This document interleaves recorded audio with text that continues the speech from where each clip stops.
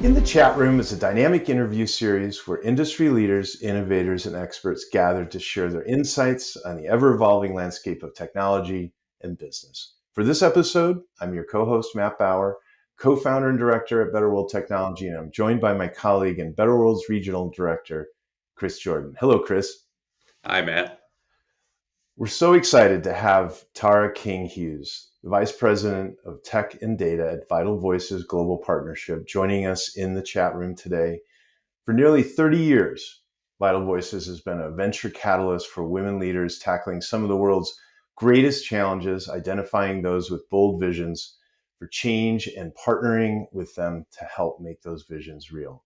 In her role, Tara leads the organization's tech and data strategy using data-driven insights for growth, advancing the digital transformation of leadership through the Vital Voices leadership journey, expanding their social impact platform, the Community Hub, and strengthening the infrastructure that supports lasting, scalable impact. Vital Voices is also a valuable and close partner and customer for us at Better World Technology. Welcome, Tara. Thank you, Matthew and Chris. I'm so excited to be here with you today.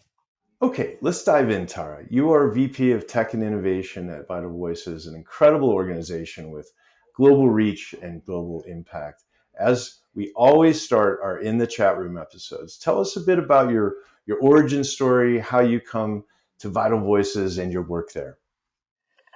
Oh, absolutely. My background spans from product engineering and large scale digital transformation across Warner Media, Strava, and various startups, where I led a cross functional team to drive measurable growth and operational resilience.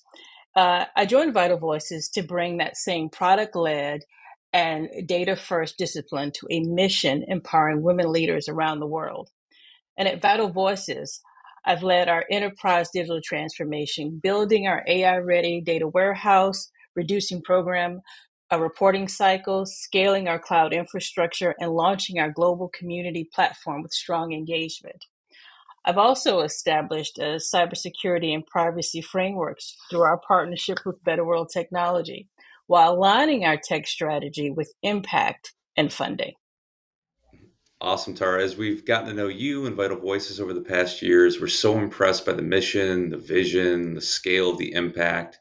Would you mind sharing with us an example or two, maybe your personal favorite moments, projects, or people that you've worked with during your time with Vital Voices?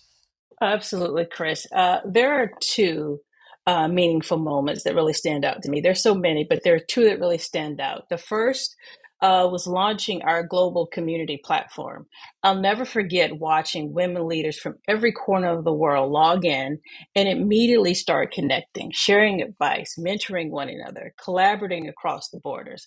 I felt like the technology completely disappeared, and what you saw instead was a living, breathing network of women supporting women. And that's when I knew we built something that could truly scale connection and impact. The second was the overhaul we did on how we actually use data. We introduced a tool called Dovetail, which is a qualitative analysis software for richer AI assisted analysis of interviews and program feedback. And we built this AI ready data warehouse in Civis that turned like static reports into real time dashboards. And suddenly, instead of having to wait months and months and months for insights, our team could visualize what's happening almost instantly and make smarter and faster decisions. It completely changed how we learn and how we tell our impact story. And what really made both of those moments special for me was the people, the openness, the curiosity, the shared belief that technology can serve humanity, not the other way around. Turning to a topic that's on many people's minds, speaking of technology and AI, at a high level and in an area that I know you're focused on in a specific context, can you tell us a little bit about your work around AI and the future of work in nonprofits, and particularly how roles, skills, and staffing are evolving and will continue to evolve? Absolutely. Um, One of my favorite examples is what's been happening in the data space. A lot of times, nonprofits are really honed in on like Murrow monitoring, evaluation, research, and learning. And when you have more corporations, they're focused on data. And so it's really the data analytics is not, and all of that is encompassed in data. So it's changing that Murrow methodology to align for what we've seen in the corporate sector and just universal. All data is what matters. And so you have to lean into that. And with that comes flexibility and less rigidness. So we're using tools like Dovetail and AI agents to help analyze interviews and feedback. And that completely changed the game. Instead of spending weeks sorting through data as a Merle process, the monitoring, evaluation, research, and learning allows, now we can just jump right in and understand the why behind the numbers and what stories the data is really telling us without a lot of rigid framework that doesn't necessarily support flexibility and really pull out and extrapolate those really rich stories.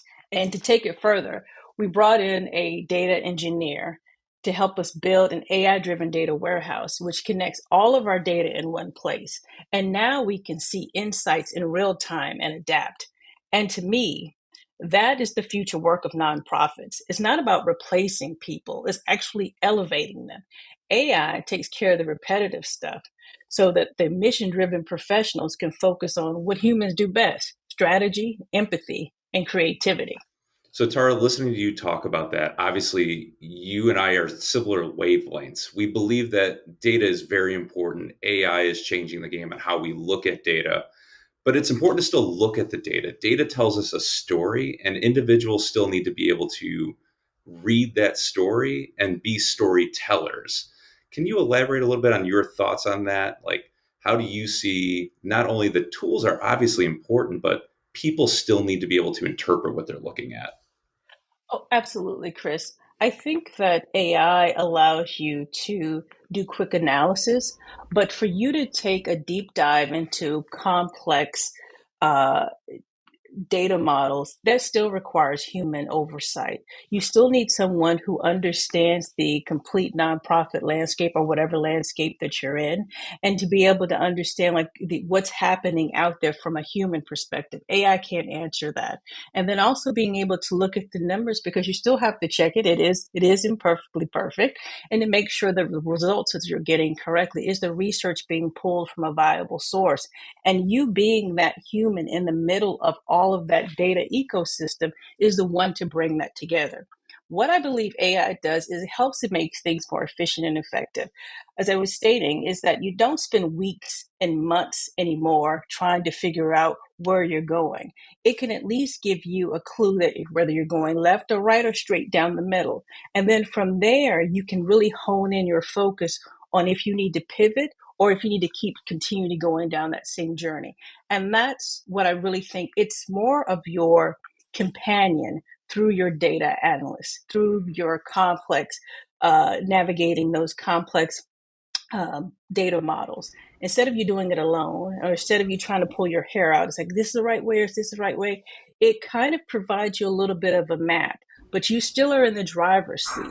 So if you see that that map is going to take you down a bumpy road, you as a human know that, hey, I don't have to veer off and go onto this off road. I can still go down this particular highway. And so it just gives you guidance, it just gives you nuggets, but we as the humans still have to be at the center of it all. So that way we can triage what makes sense, what doesn't, put things in a backlog that needs to wait for another day. We're still in that driver's seat. You can't just let it run off on its own. It still needs that the human connection, the data strategy, the creativity that's really going to land and create stories that are going to connect with whoever your audience is.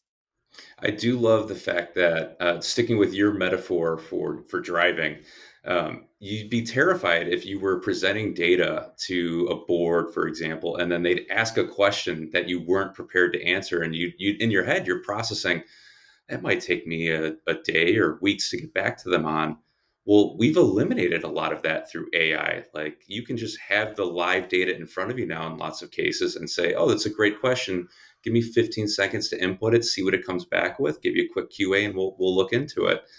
You and I have talked. I do some volunteer work as well. So obviously, with Better World, we work with nonprofits.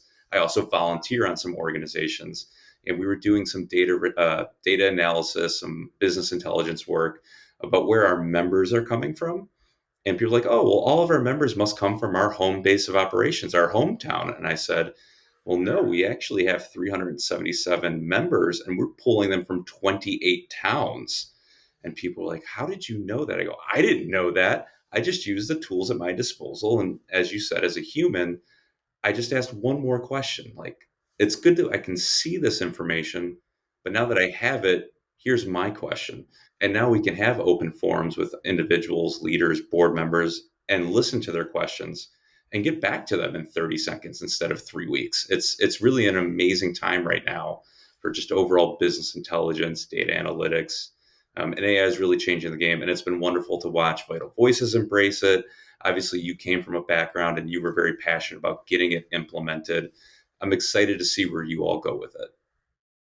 Yeah, absolutely, Chris. I think it is just, we are just at the tip of the iceberg when it comes to it, because to your point, it's about the acceleration of thought. Something Yes. that was always going to take you weeks or months to turn some type of strategy around, now you can do it within hours and days, and you can validate it the same. So just think about the impact that can have when you're in nonprofit and trying to make a social impact. Instead of waiting for a year or two to come up with a really rich case study to prove your point, you're now able to do that in a very short period of time. And you're now able to get more people to support your advocacy campaign, to then drive real change out there in the social ecosystem. And that's what we all want. And so we're able now to use AI to support those initiatives. And I said, so it's no need to be afraid of this new technology coming. It's here. It's been here for a while. It's just leaning into it and put the ethical guardrails in place for it, of course, but use it to help to amplify your work connected with your respective audience, your donors, to boost your network members. There's so many endless possibilities. It's about asking the right questions and dreaming the biggest data dream that you can. And you will get there over time. You will see it start to unravel. And as you saw the excitement in your eyes, because I can see like down the road what all of this can turn into. And it just inspires me so much to continue to lean in.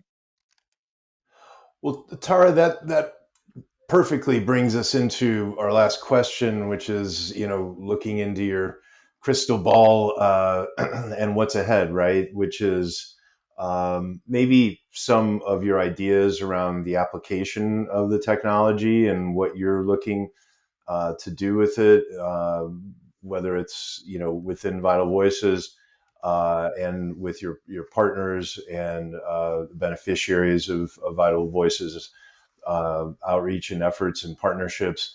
What do you see ahead, maybe in the shorter term and longer term?